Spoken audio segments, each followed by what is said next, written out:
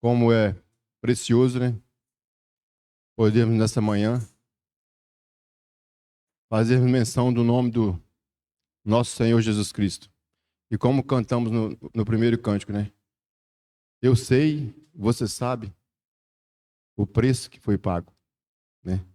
Será que nós verdadeiramente sabemos esse preço, né, que o Senhor pagou por nós? Ou melhor, né? Será que eu estou dando valor à altura desse preço que o Senhor pagou por mim, né? Porque não há pecado nenhum que esse Senhor não é capaz de perdoar, né? Mas o Senhor nos chama, arrependei-vos, né? Precisamos de arrepender e vim a Ele, né? Vinde a mim e arrependei. E é para todos nós, né? E como foi orado, como foi cantado, né? É maravilhoso podermos saber que o Senhor Ele nos convida nessa manhã para poder fazer memória do grandioso feito dele naquela cruz, né? Me chamou individual, te chamou individual, nos chamou no coletivo, né? Parte da igreja dele aqui nesse momento está aqui para fazer memória daquele sacrifício vivo ali naquela cruz, né? Porque não foi os homens que levaram ele, ele desejou ir por minha causa e por sua causa, né? Porque ele nos amou de uma forma maravilhosa, né? E ele nos diz na palavra dele que não há pecado. Ele nos convida a chegar a ele e falar: eu vou perdoar os seus pecados, eu perdoo. Mas como ele falou para a mulher, lá em João 8, ninguém te acusou, vá e não peques mais, né? Temos uma recomendação do Senhor, né? Vá e não peques mais. Então é maravilhoso podermos, né? E pedimos ao Espírito Santo que nos conduza, que Ele venha controlar o nosso ser, né? Todo o nosso ser, todo o nosso viver. Não aqui nessa manhã, mas até a vinda do Senhor. O Espírito Santo ele possa nós possamos ser sensíveis, né? Deixar que o Espírito Santo nos controle, né? Todo o nosso ser, todo o nosso caminhar. Eu gostaria de ler com os irmãos Isaías, capítulo 1, verso 18.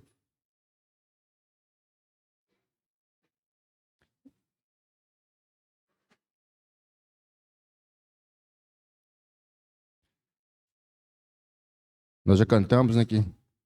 Não há pecado maior, não há tamanho de pecado que o Senhor não possa perdoar, né? E cantamos também que nós estamos aqui só para quê? Só para te adorar, né? Que grande responsabilidade. Eu estou aqui não é para assim para estar com os irmãos, mas só para adorar o Senhor, só para te adorar, né? Você está nesse espírito de só adorar o Senhor nessa manhã, né? Que esse espírito deveria ser todos os dias da nossa vida. Nosso irmão leu que as misericórdias do Senhor se renovam toda manhã. O Senhor não esquece de nós nenhuma manhã. Que maravilha. Então Isaías está dizendo aqui, né, no capítulo 1, versículo 18, né? O Senhor falando. O Senhor diz: venham, pois, e vamos discutir a questão. Ainda que os pecados de vocês sejam como o escarlate, eles se tornarão brancos como a neve. Ainda que sejam vermelhos como o carmesim, eles se tornarão como a lã. Se estiverem dispostos e me ouvirem, vocês comerão o melhor dessa terra. Irmãos, qual que é a nossa disposição, né? Para estar ouvindo o Senhor? Com qual a disposição que eu saí hoje de manhã para ouvir o Senhor aqui, né? Ouvir o que o Senhor tem nos cânticos, nas orações, né? Qual que é a minha disposição? Minha disposição mental, física, né? O Senhor Paulo ele roga ao Senhor para que o Senhor nos renova a nossa mente, né? Então, temos que ter uma mente renovada para ter uma disposição para estar servindo o Senhor com todo o nosso coração, não é? Por quê? Porque nós bem sabemos, nós temos ciência, consciência de que o preço foi pago. O preço foi pago. E foi pago por todos nós. E o interessante é que a disposição para ouvir a voz do Senhor, né? O irmão fala aqui, o outro fala, o outro ora, mas a disposição é sua, irmão. É individual. Você está ouvindo o Senhor agora? Ou às vezes tem tantas vozes, às vezes você está aqui, mas a sua mente está ouvindo outras vozes, né?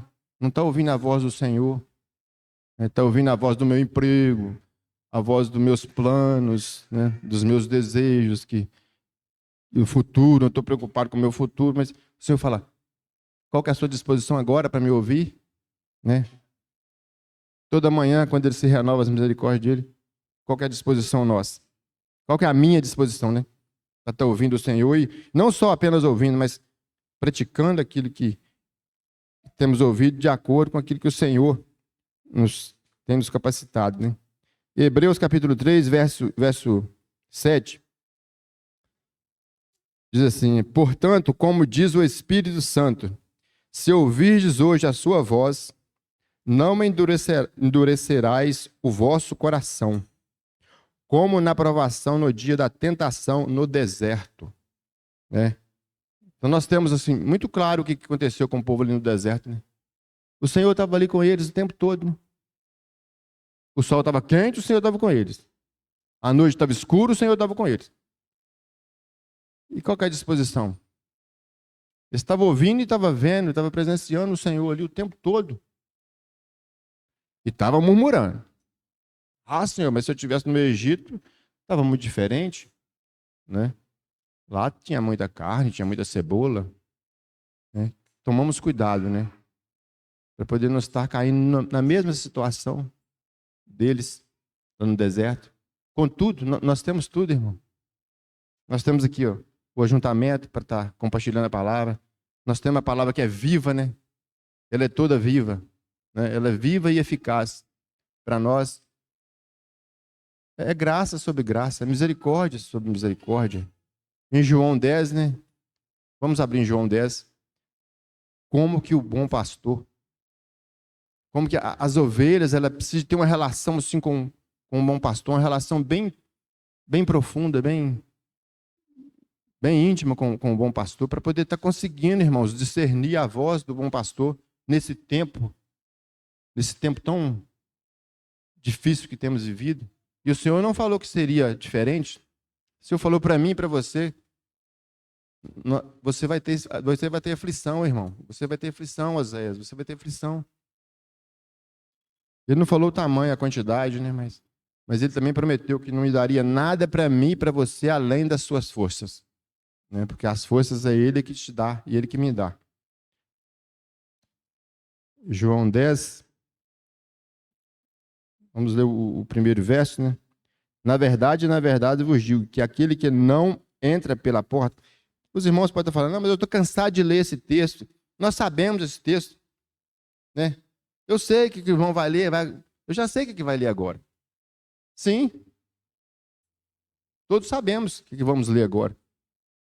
Mas e qual que é a afinidade com relação àquilo que o Senhor vai estar falando nesse texto? Está escrito aqui, né?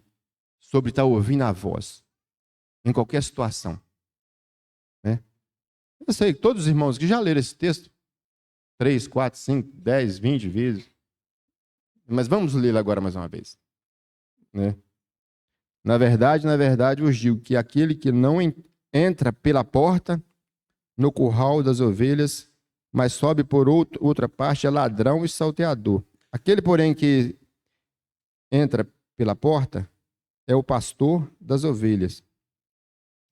A este o porteiro abre, e as ovelhas ouvem a sua voz, e chama pelo seu nome.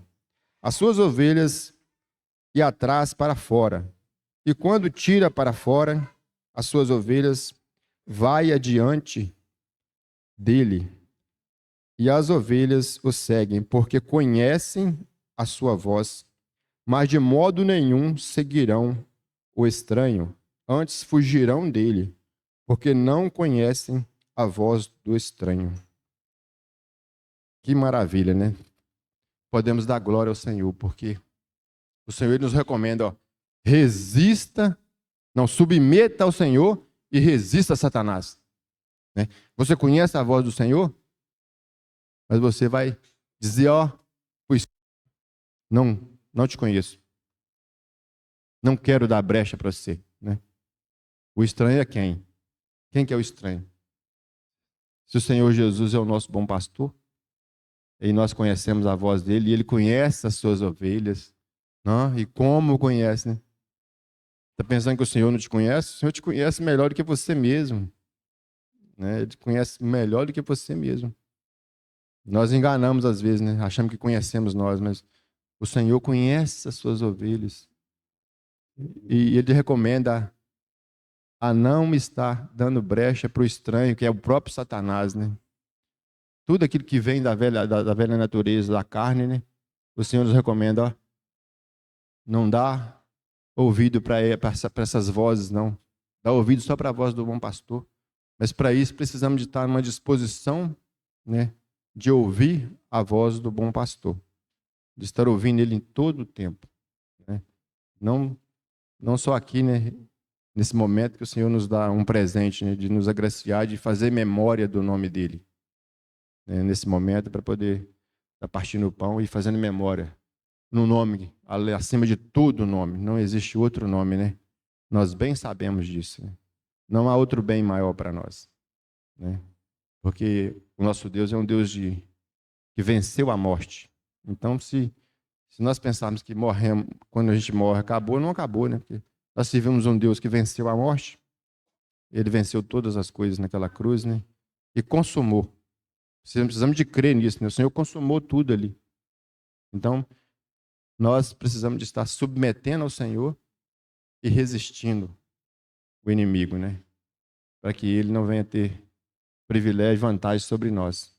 O que ele mais deseja é isso, né? Frustrar a nossa caminhada. É um novo e vivo caminho, né? Que é o próprio Senhor.